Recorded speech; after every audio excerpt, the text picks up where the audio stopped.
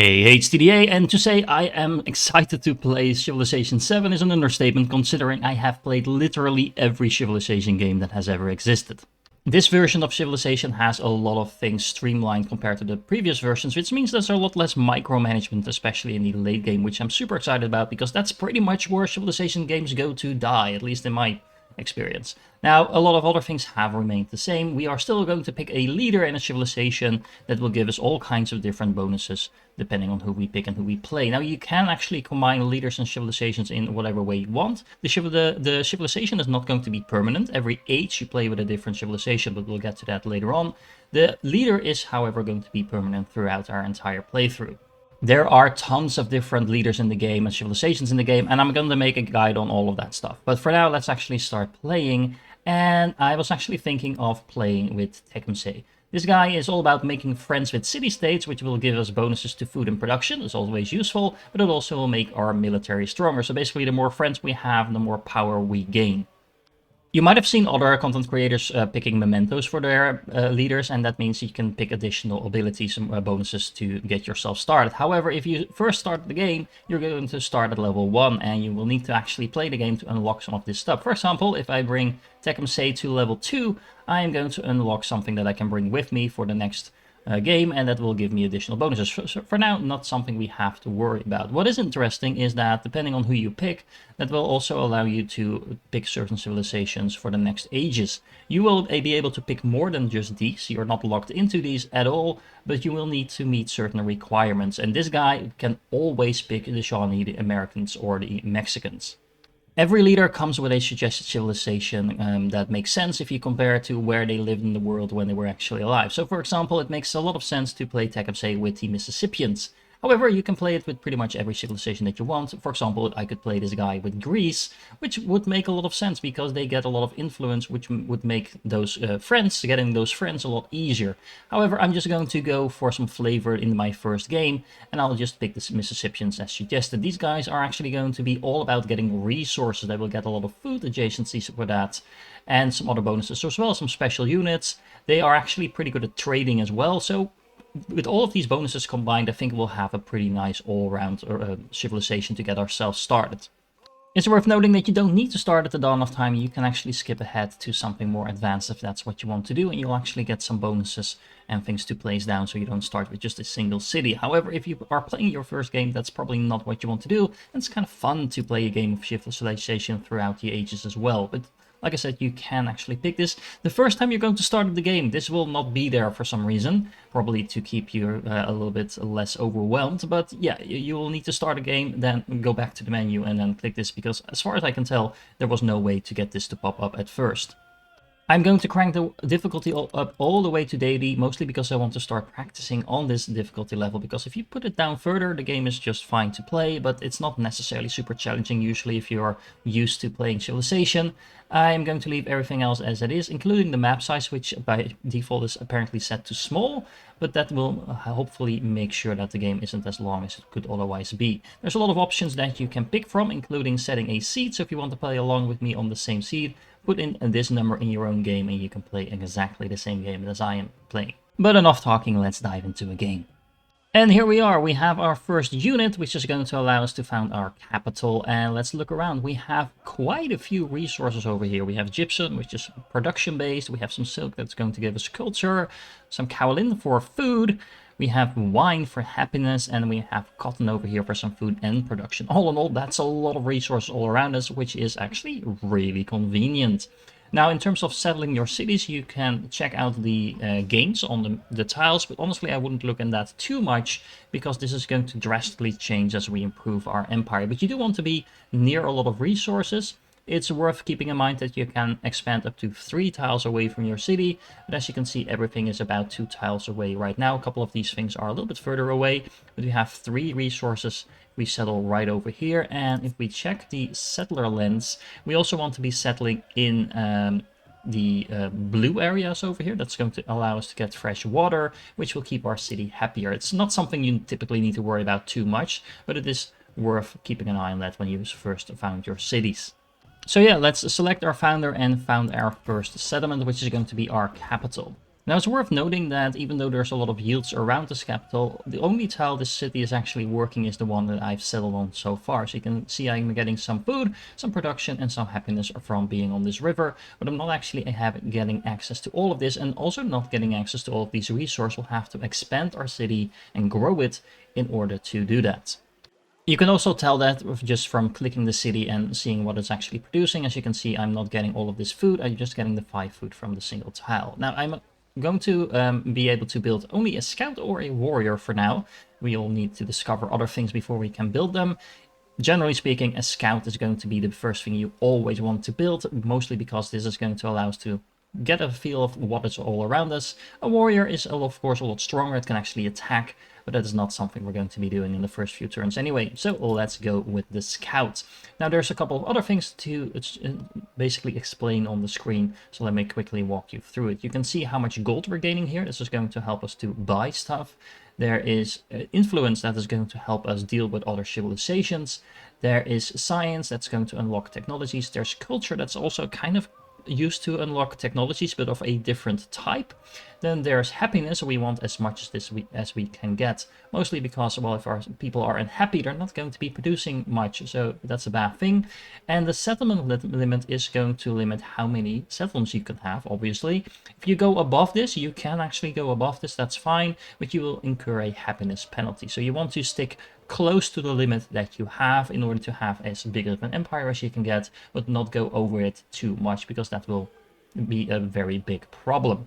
Now, on top of that, there's a couple of other things. There's the age progress that will kind of tell you how far you are before unlocking the next age. Typically, that's somewhere between 100 and 150 turns, so that's going to be a while. There is a technology that we can pick, but we only have access to agriculture for the moment. And there's civics that we can pick that is tied to that culture that I was just talking about. But again, we only have access to achieve them, so there's no choice here to make. But we will get more and more choices as we continue. So moving on to the second turn, we unlocked agriculture. Surprise, surprise. That's going to allow us to build our first building, the granary, which is going to help us get a lot more food in our cities. And it will also improve the farms that we have. We have 0 of those at the moment, but getting these passive bonuses is of course always useful. That also means that I now have to start picking a technology, and I have 3 options now. As you can see, there's these little bubbles here that kind of are suggestions from my advisors of what to pick. The science advisor wants me to go for pottery. The military advisor wants me to pick up animal husbandry because that unlocks a unit.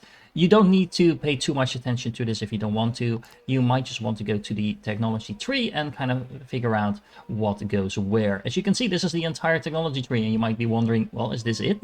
That's not a lot of technologies. Well, actually, this is just the technologies for the first age. And as you can see, there's some technologies that you can master to get additional bonuses. It's kind of a new system for Civilization, and I'm really loving it. Because even though this looks very limited, trust me, it is not, and all your choices matter. In this particular case, I am going to go for pottery. Why? Because this will give me food on plantations.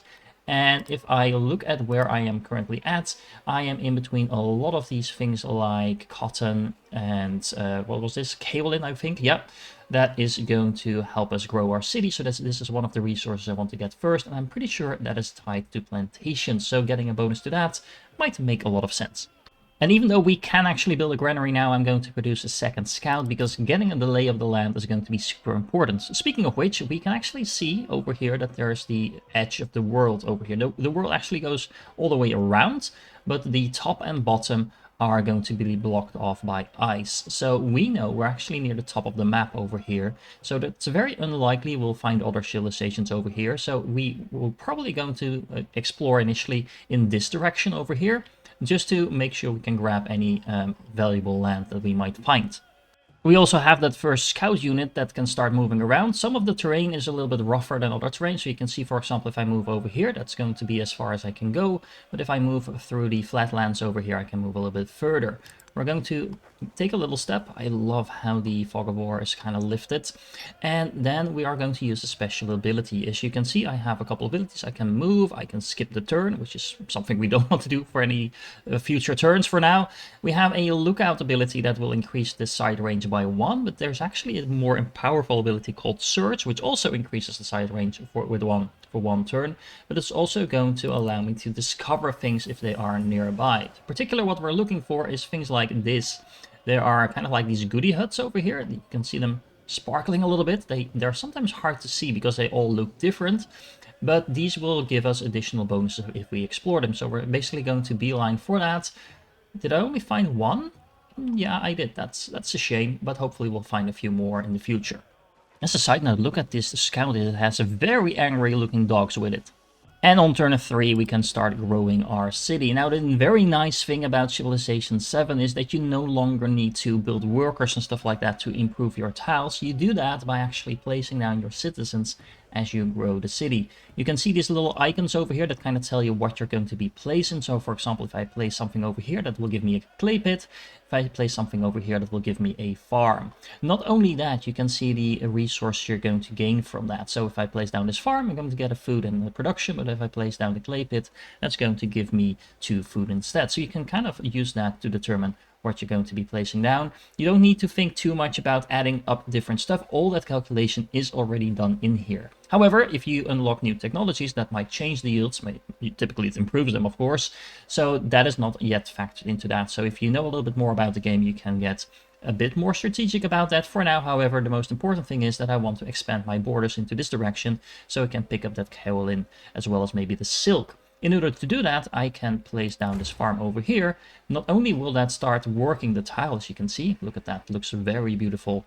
It will also expand my borders. So now these are actually in my borders, and the next time I grow my city, which will be in 4 turns, as you can see over here, I can place down something over here, and that will get me access to that resource. Okay, time to explore this encampment, or goody hut as we call them, and that will trigger a little event. A party of noblemen has had a successful hunt. They instruct their servants to leave what they cannot carry, but there's no shortage of hungry mouths back home. So we can either gain some food and gold, which is quite nice, honestly. It's quite a few turns of stuff.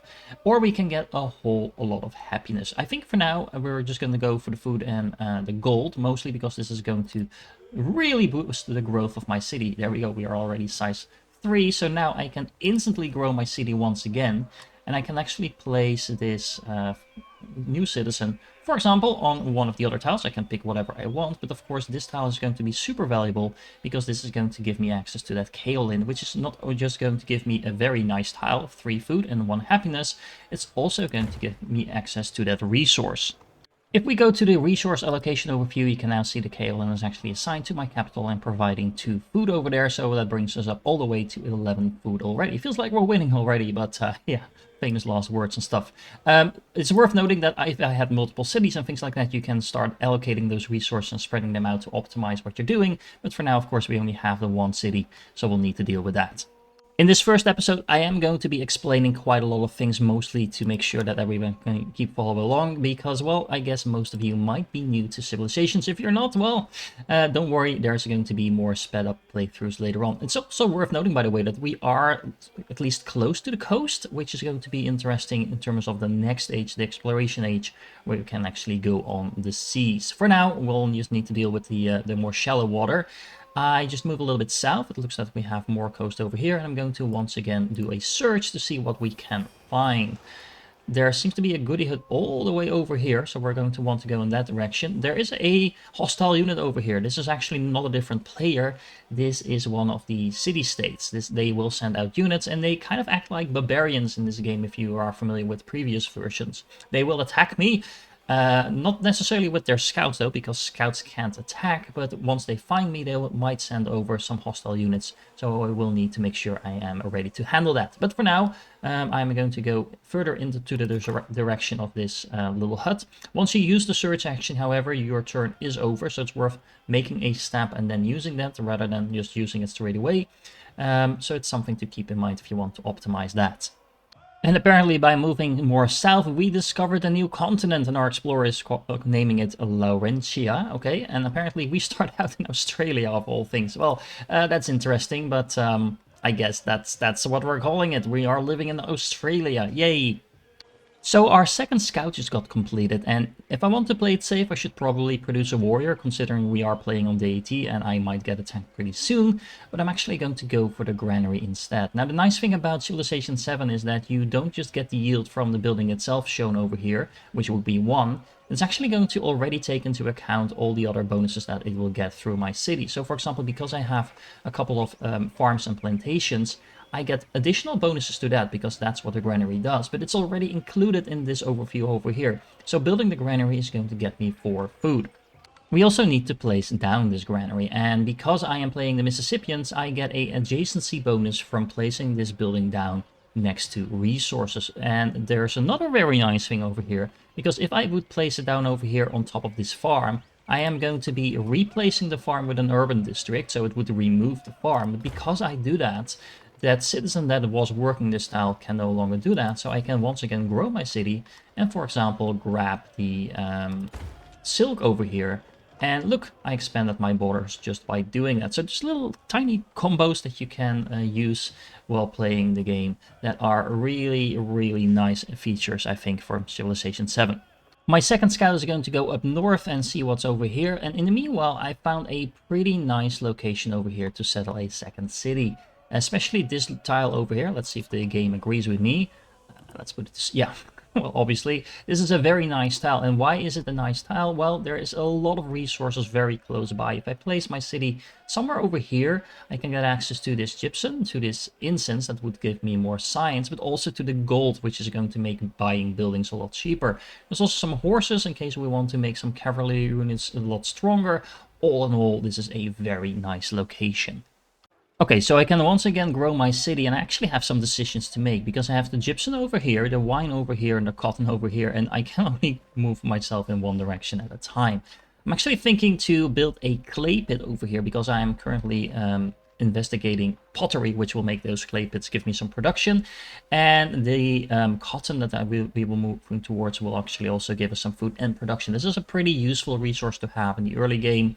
The wine itself, the happiness and culture is not super useful, I think, early on, and the gypsum could be really nice, honestly, but it's just production. Well, this is going to give me food and production, so this is why I'm going to move in this direction for now and expand my borders further in that direction.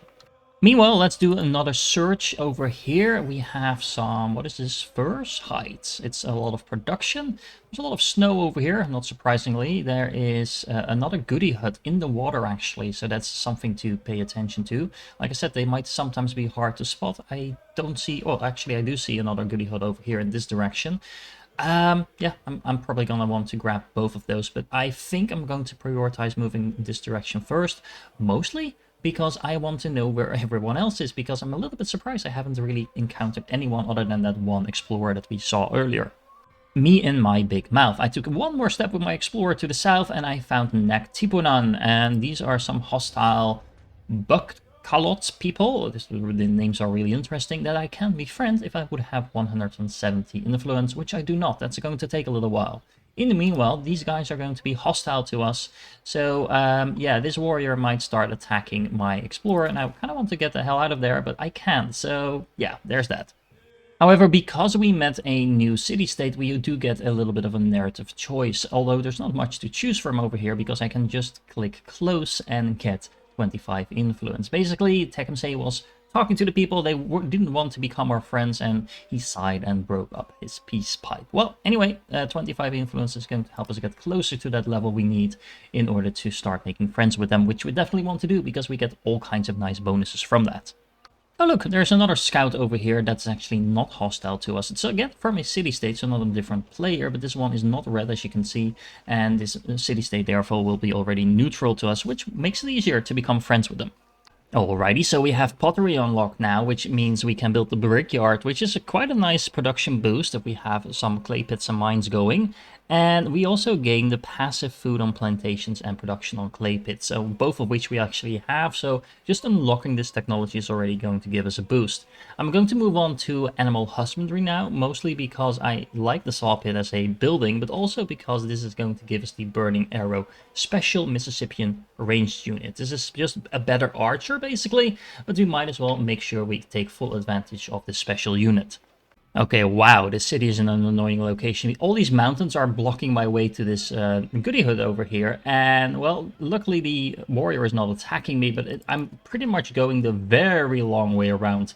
That said, there is a lot of gold here, so I'm actually kind of inclined to maybe conquer this village and just take it for myself, because it's in a pretty nice location. If we can make a city over here and then take over this one, we have 3 coastal cities, which is going to be awesome for the exploration age.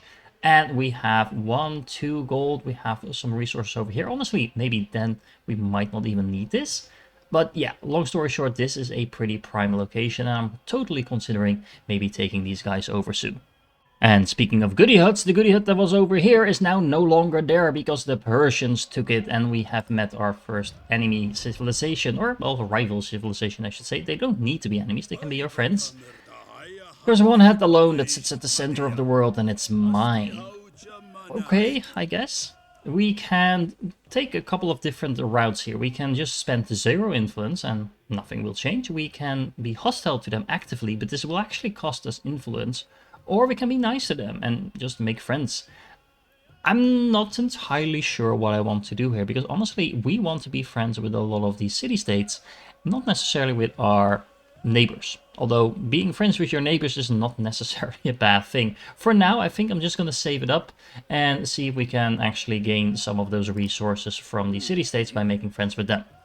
Politics in this game actually works slightly different than they did before, so you can do some endeavors with them. For example, you can have a local festival. If this is accepted, you get +2 happiness, and if they want to reject it, they actually actively have to spend influence themselves as well.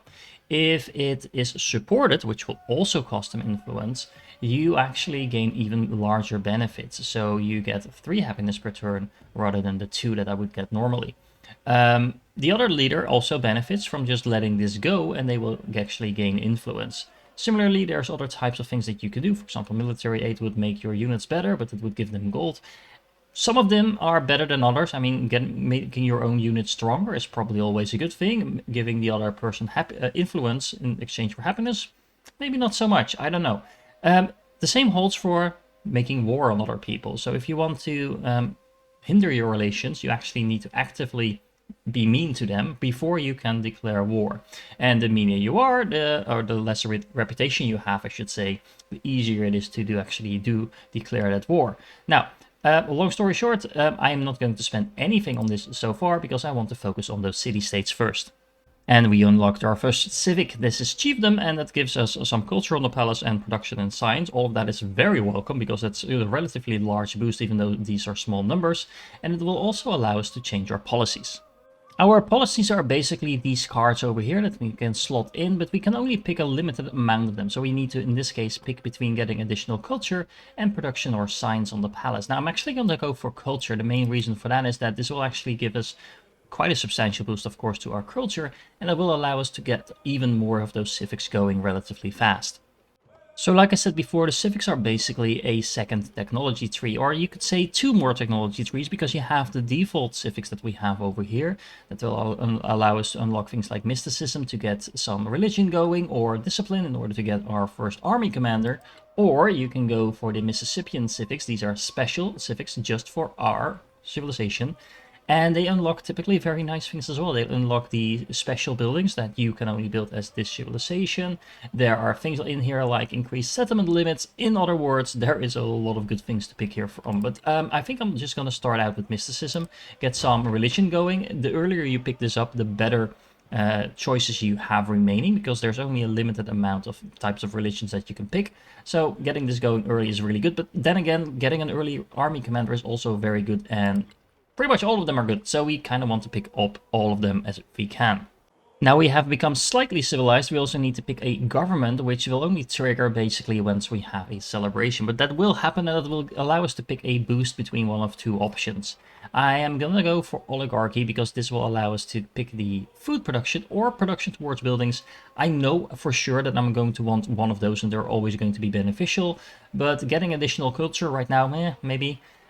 Building wonders, I don't know if I want to be building wonders at that point in time, and the same holds for infantry units. So I'm just gonna go for the save option and pick this one.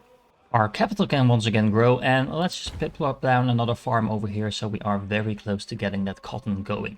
Ah, interesting. So Xerxes actually wants me to get into a cultural exchange. If I do nothing, I will still get a little bit of culture per turn, but he will get twice as much. If I support this, which will cost me a hefty chunk of influence, I actually get 6 culture per turn, which right now is like a 50% boost compared to what I'm producing myself. I could reject it, that also costs me influence, and that gains us nothing and actually worsens relations, so I definitely don't want to do this. Yeah, I'm gonna go for the extra culture, even though it is going to put off making friends with the city-states. But yeah, this is just too good to pass up.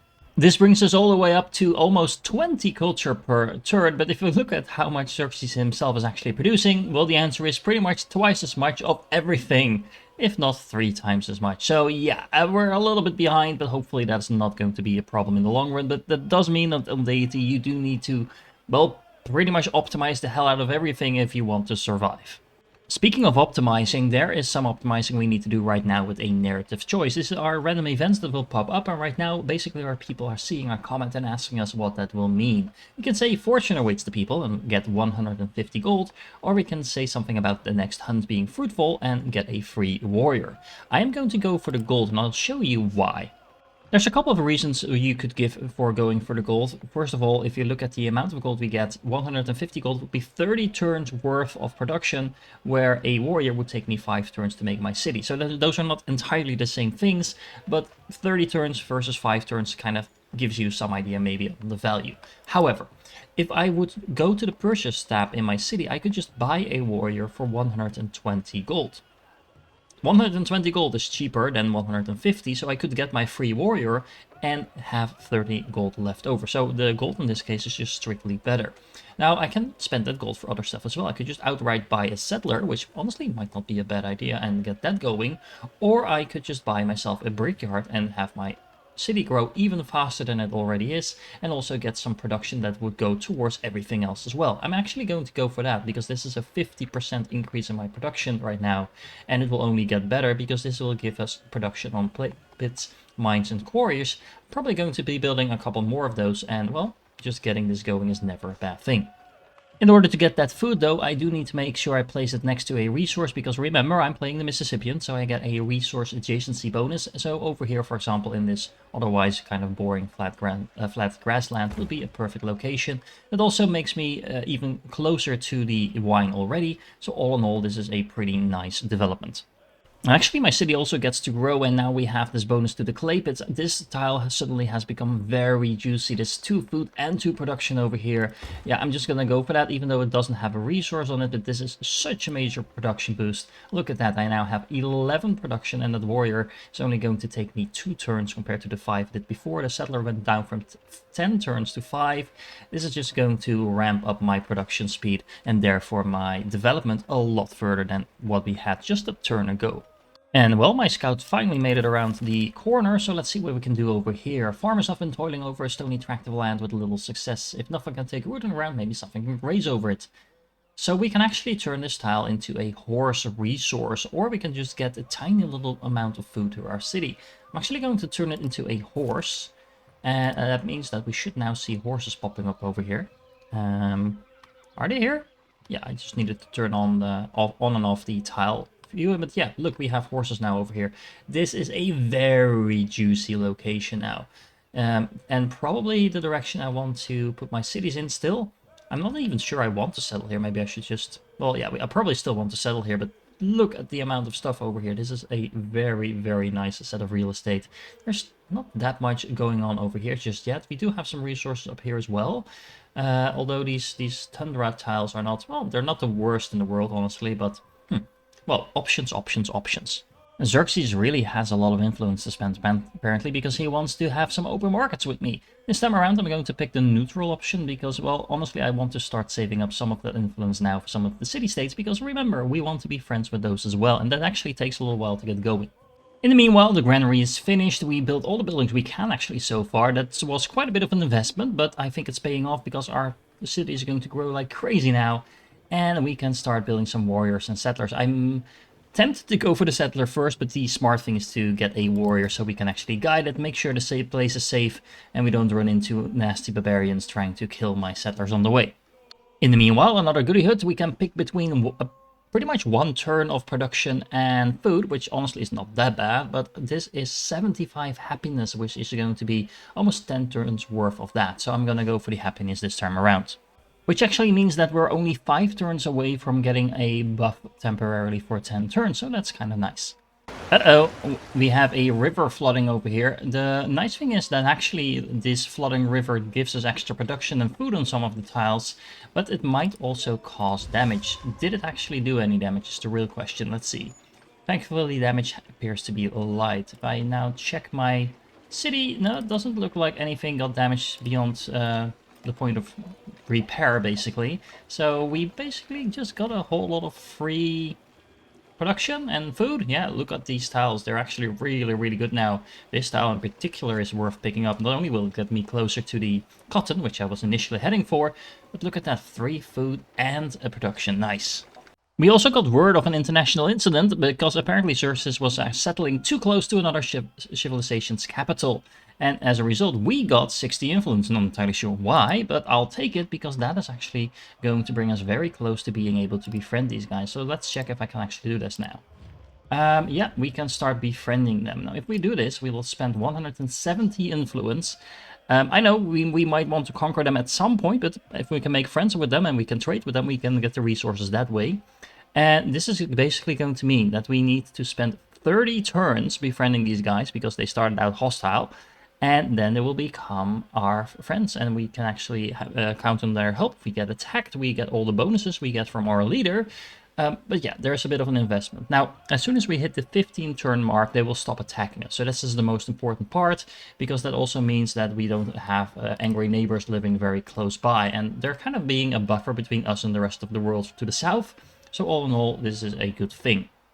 Xerxes also wants to continue bettering our relationships. He wants to give me 2 gold per turn to open my borders to him, and I don't have any influence left to spend on anything else, so I'll just take that. And honestly, we don't have too many borders to speak of anyway, so if you want to pass through this, fine by me. Oh, and hey, would you look at that? This is where the other city-state is, which is kind of like in the middle, I think, between me and Xerxes and whoever else is settling over here, because this was where the trigger was. So, you know, we are actually quite far away from everyone else, which is definitely going to buy us some time. And maybe they will be fighting some war between themselves, while we can just settle and expand our empire. Our warrior is done, so we're going to move on to the settler. And now the real question is, where am I going to settle? And honestly, this is a question that's not easy to answer, because I know Xerxes is probably somewhere over here and someone else is as well. So settling over here might make sure I can claim this land before anyone else does. But there's not that many interesting resources here. The gold is really nice, but other than that, there's not really anything here. I could also settle to the south over here, or even all the way over here. There's a ton of resources here, but that would put me quite far away if I go all the way over here from my initial city, making it harder to defend. I also have this, for now, unfriendly city-state next to me.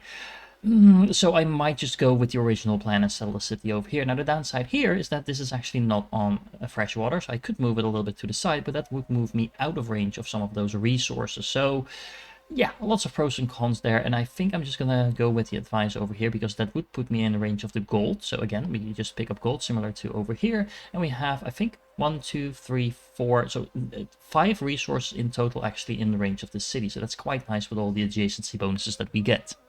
Oh look, we met another civilization, probably the one that Xerxes was dealing with. I'm gonna go for the neutral option once again. Pachacuti? Is that how you pronounce it? I actually have no idea, but look at them grunting at each other. Pachacuti of the Maya. Well, that's kind of fitting, and sort of, I guess. I'm not actually sure this guy is Mayan, but he's probably from that region at least, sort of. But yeah, do I know where you are? We found a unit, so he might actually be someone else to the south over here. So again, this is where settling to the front might come in use, but there's so many angry villages over here. I found another one just over here. So yeah, like I said, I'm just gonna stick with the plan and play it safe for now. We should look at that. So we have Xerxes right over here. He probably has his capital over here, but we're going to have to do some more exploring to find out where his cities actually are. But yeah, like I said, that does mean that this location is probably more contested than the stuff down here. But I'm just gonna go for pure value. Animal husbandry unlocked. That means that once we get some cities going, we can also start making some archers to make sure we can keep them safe.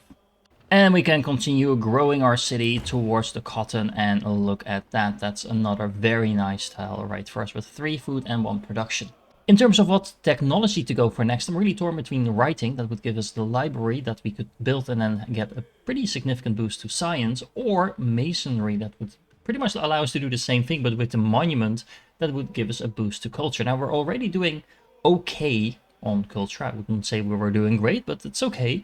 But the more important thing is that the monument would also give us more influence. And remember, we need influence to get those city-states on our side. So yeah, I'm leaning towards this, so I'm going to take a gamble and hope that this is the right choice. Oh man, things are really starting to pile on now, because we also have a first celebration. We can pick between the 20% food bonus now or 30% towards constructing of buildings, and I'm actually going to go for the latter, I think. Mostly because I don't think the 20% food is giving me all that much. I don't have my other cities up just yet, and the 30% production might be helpful in order to get ourselves some of the more interesting buildings. We'll get to that in a moment, but apparently we can also get another thing assigned to our government now. So that means we're getting some additional production in science, and the science is definitely going to come in handy. And I'm really playing with fire now, but I am going to forego my burning arrow for the moment, because I mean, currently have that 30% production for buildings up, and I'm going to get myself a saw pit. It's only taking 3 turns now, and it'll give me more science, more culture, more of everything pretty much. So that's going to be super useful. Now, you can actually place multiple buildings on the same tile, as you can see over here, which in this case is going to be extremely valuable, because that means we can place it in the same place as we had the granary and benefit from the double adjacency bonus that we get from being next to resources. So this is going to be a tile that's going to give us 2 food, 1 production, 1 science, and 1 culture. That's a lot of stuff from a single building, and it's only going to take 3 turns to build.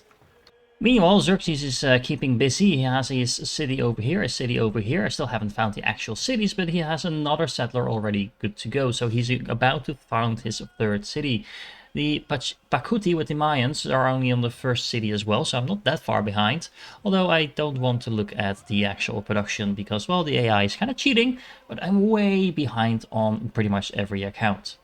Meanwhile, we got mysticism unlocked. That means we are now going to get a little bit of extra gold in all settlements, so that's nice. We also get the access to the altar, and we can start looking into founding some religion.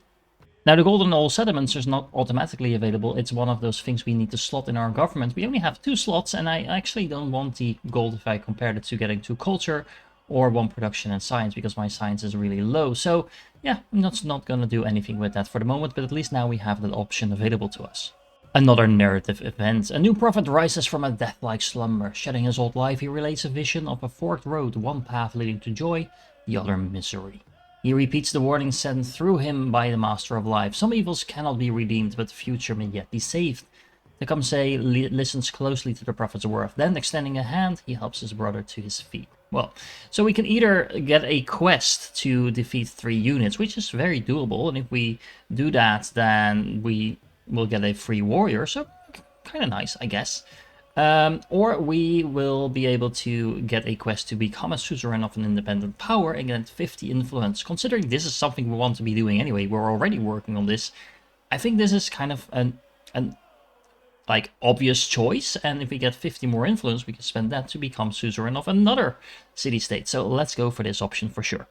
We also need to pick a new civic, and considering the options we have, I think the obvious winner here is discipline. This will give us an additional army commander, which is going to get experience whenever we do some fighting around that army commander, and basically boost the power of our military by a huge amount. With mysticism unlocked, we can now also start a religion. Now, the one I really wanted was this one, which is already taken. I'm guessing by Xerxes, but anyway, that would give us a 3 influence on the altar, which compared to the 10 we're gaining per turn now would have been a massive boost. Anyway, there's a reason this is already taken, I guess. The fertility rights would have been really nice as well. That's just another growth rate bonus. That said, all of that being taken, the Goddess of the Harvest is actually not a bad thing either. That's going to majorly boost our farms, pastures, and plantations. But we have a lot of other ways to get food, so I'm not entirely sure that's what we want to do. I'm tempted to just go for the God of the Sun.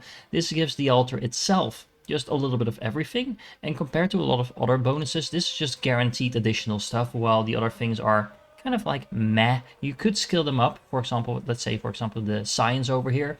You would get 1 science on every quarter. A quarter is a tile that has 2 buildings in it, getting a lot of those is actually not trivial. So in order to get more than 1 science out of this, we would need 4 buildings. Not impossible, but now we get 1 culture, 1 science, etc., guaranteed just by building the altar. So this is the choice I'm going for in this case. It's kind of just the all-round safe choice. This is a historic moment because we are going to be able to found our first town. Now, unlike our city over here, our capital, this is a town for now. We can upgrade it later on if we want, but for now we can't decide what is going to be built in here. We can build some units, we can buy some units, I should say, but we cannot actually decide what's going to be building. Instead, it will have a focus. If we put it as a growing town, which is initially what we'll do, that will just boost the growth of this town by 50%. So it's actually going to grow pretty fast, and that will help us kind of catch up to the main cities. What you used to have in other Civilization games is that new towns that you built initially started out so weak that especially later on in the game, if you would found a new town, it would pretty much be useless. This mechanic actually speeds that up. It does mean that we can't actually improve our town like we would want to necessarily, so at some point we might want to invest some gold and turn it into a full city. In the meanwhile, something else very nice also happened. Because of founding this town, there's now a road between our capital and the town. That's just super convenient. We don't have to manually build roads between our towns. That will happen just by default. I think that's a good place to leave it for this episode. Don't worry, the next one is going to go a lot faster than like 45 minutes for 24 turns. It is going to probably mean that we might be able to get to the end of this age actually in the next episode, because I won't have to explain everything over and over again, but I will be continuing to explain why I'm making certain choices. And I still fully expect to be completely defeated because we're playing on Deity and I have none of the starting bonuses yet that we would have normally. I also intentionally did not pick like an optimized choice between the leader and the civilization, because that would make things easier if you kind of like have more synergy. I just went with a natural choice because I do want to make sure you get a view on how a typical game of Civilization would work if you're not trying to game the system from the get-go. Either way, I hope you enjoyed it. If you're still here, make sure to like and subscribe, and I hope to catch you in the next one.